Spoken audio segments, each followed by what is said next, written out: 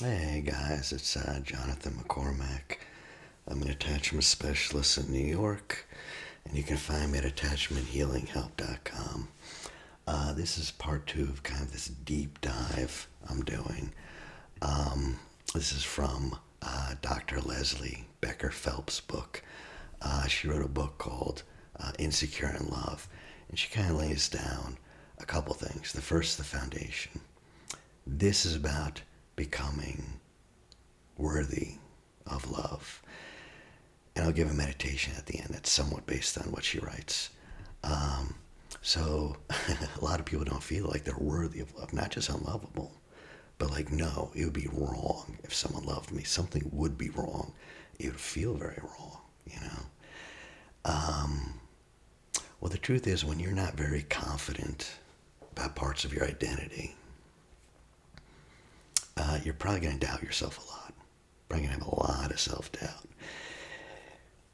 And then if you strongly identify with certain parts of your personality, and only those parts, you're going to interpret everything from that small vantage point. You're not going to be interpreting from your best adult self, your compassionate, curious self. No, you're going to be judging it from a very limited perspective, and then you're just going to behave according to that perspective. So part of this is kind of like opening up our minds, you know? So if you feel inadequate, you're kind of just going to expect that to happen, that your boyfriend or girlfriend's going to grow tired and then cheat, you know? Well, if that's your expectation, you're going to flip out of the smallest. If you're expecting them to cheat, then yeah, if they show up 15 minutes late, you're having a panic attack. Why? Because you expect, those are your thoughts. And you can change that. Instead of seeing things just from that, it's so difficult. It's so difficult. Everyone thinks they can do it. No. Half the time you don't even realize it. You don't even realize that you're always thinking that someone's going to cheat you, even though it's obvious to other people. And then once you realize it, it's very difficult to stop, to replace it with a different thought. However, just being aware does change and shift some things.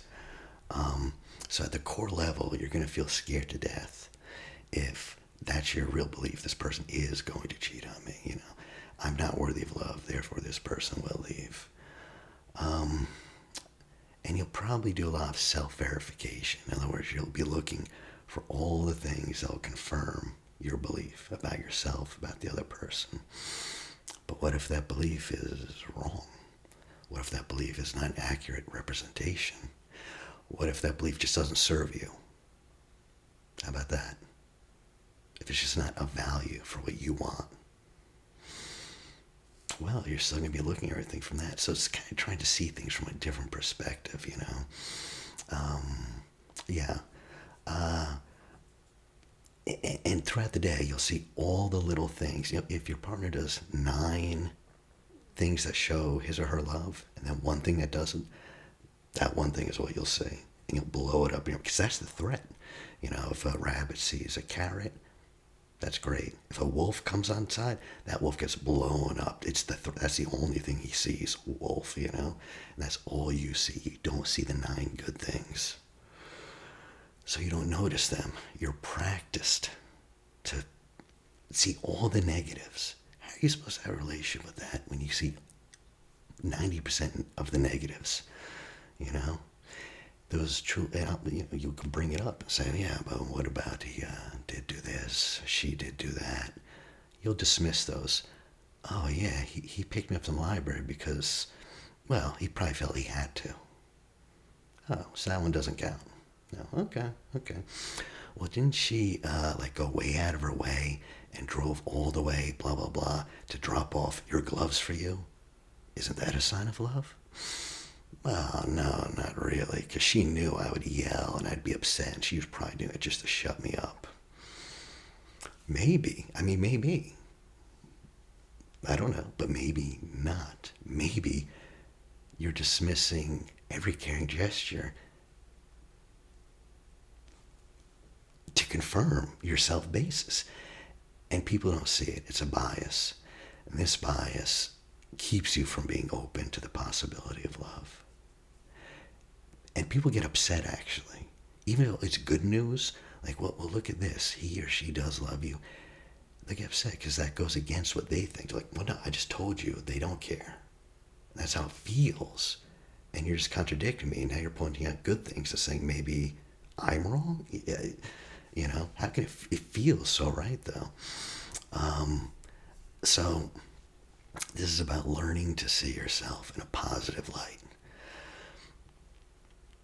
And the truth is, the more you can recognize these biases, the more you begin to be open to and search out a different perspective.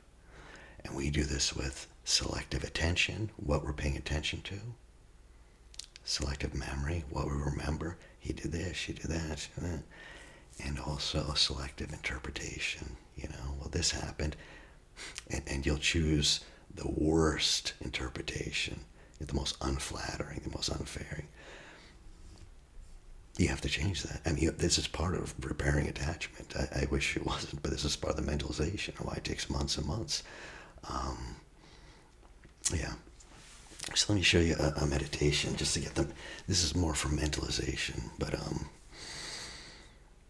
and to allow yourself to receive love.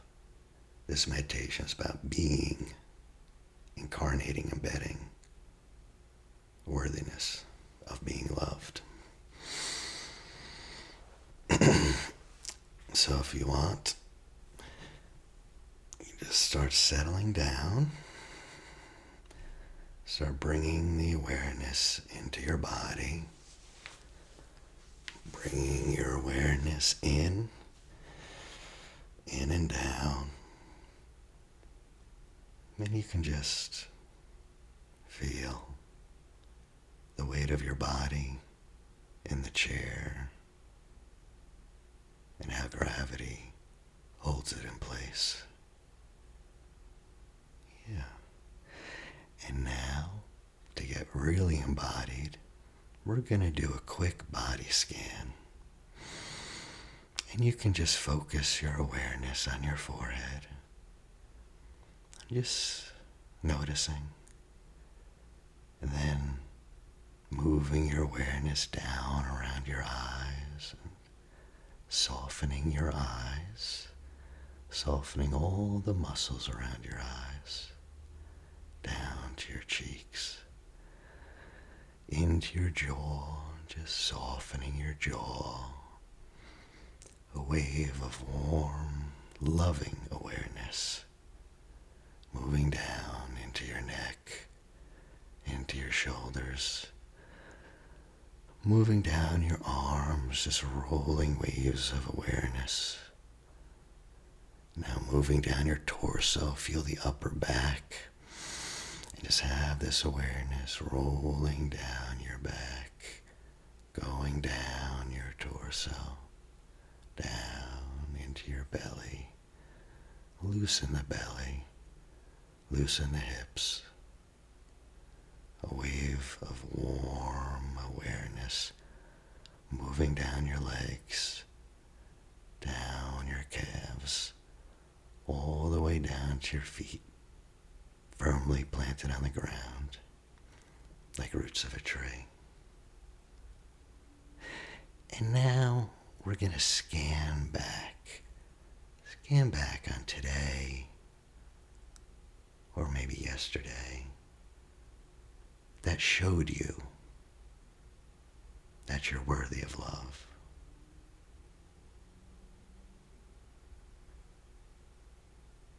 And just look. Did someone say hello to you? Did they seem happy to see you? Did they do you a favor, buy you something, cook you a meal? Don't dismiss anything. Go through the whole day.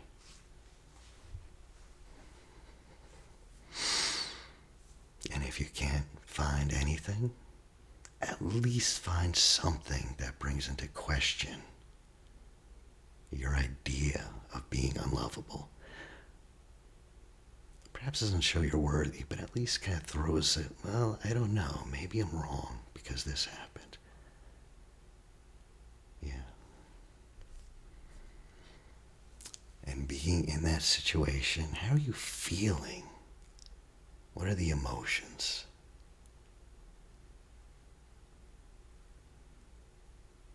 in those moments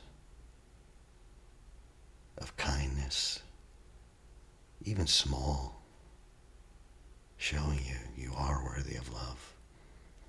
How does it feel? And can you feel that in your body? Focusing wherever that is in your body, you can let it grow and spread. And you might even be surprised to notice that feeling of being worthy of love in the future. But now, seeing those moments, what thoughts arise? What do you think of that? And now, how did you react? Did you dismiss? Did someone say you look nice and you dismissed it? Did you minimize it? Did you doubt it? Oh, I look nice, sure. What did you assume? Yeah. And now, go back on the day or two, and we're going to select positive memories. Practice selecting positive memories. What good or positive things did you do today? Everything counts. Everything. Nothing's insignificant. You showered. You got out of bed. You didn't kill your boss. Whatever it is. Practicing self-care. Everything.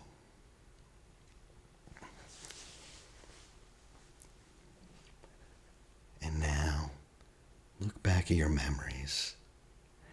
And recently, in what ways have family, friends, even a passing acquaintance shown that they appreciate you? Let's just selectively find out. It doesn't have to be many. We're just practicing finding those that there are. Perhaps someone was happy to see you. They answered your text, sent you an email. Yeah. And now, let's think of your partner, and let's select memories that are positive and that show that they care for you.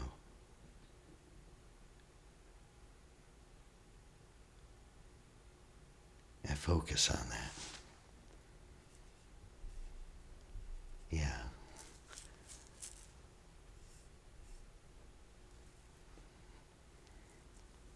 And now focus on that and see those memories of your partner showing in whatever little ways they do care.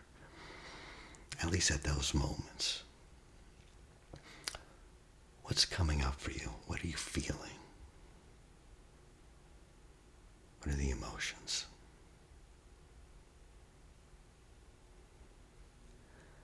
Yeah. And notice where those feelings are in your body.